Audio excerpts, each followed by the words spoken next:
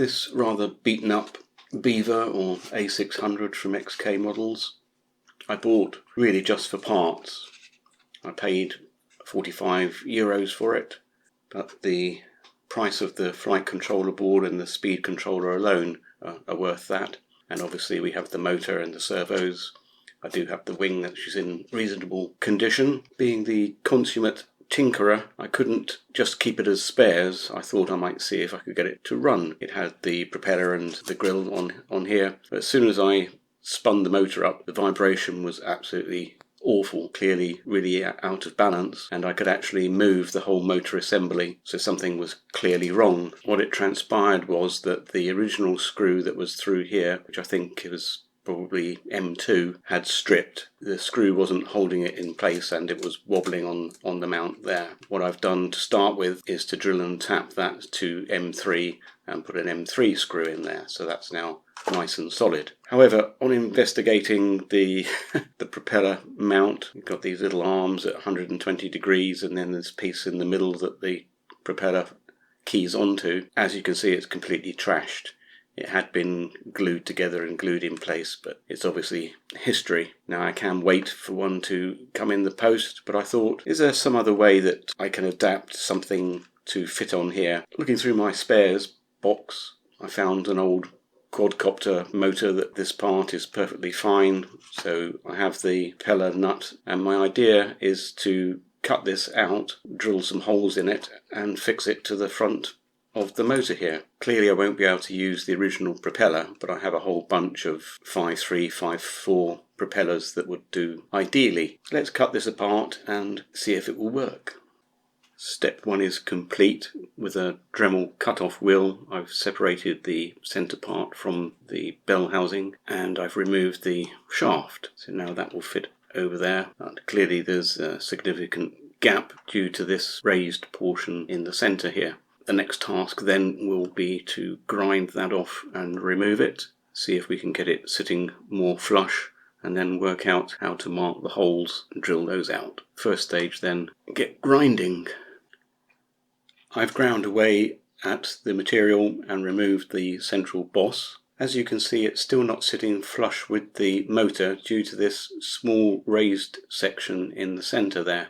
My idea then will be to drill out just a small portion of this hole to the same size as that and hope that that will help locate it concentrically, if that's the word. Let's find out how big that is in the middle there, and that's measuring 2.6 millimeters. So a 2.5 millimeter drill should get me pretty much where I need to be. Let's try that.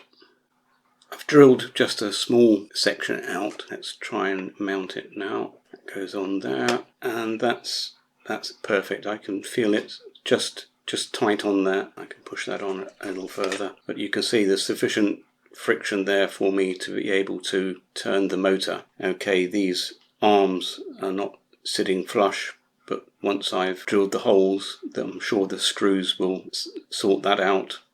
This alloy, if it is aluminium, it's very, very soft. The screw should pull that in. So the next challenge will be to mark where to drill the holes for the screws. Here then is the results of my labour. You can see how I marked it out with a scriber and then drilled the holes. If my old metalwork teacher, Mr. Rowsby, is looking down from on high, I think he would be proud of me for remembering at least some of what he taught me. Now I know somebody's going to write in the description, "You fool, you can buy those things on AliExpress for $1 a throw." Well, if you can, please leave a comment down in the description. But now we have a much more solid adapter, which simply means the next time it crashes, it will break somewhere differently. In terms now then of propeller choice, this is the original propeller and this is a standard 5.4 type, and it even matches. So if we put that on, that should work pretty much the same way. The next thing, of course, is it actually going to have enough clearance from the front when that's bolted back into its mounting? I suspect not, but let's get it bolted in there and see how it goes.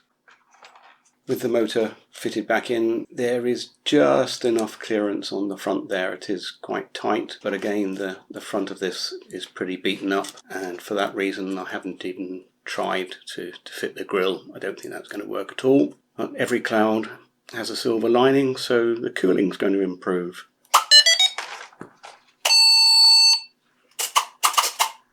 So all the control surfaces are moving, perhaps not as new, but we shall see. So let's check the throttle now.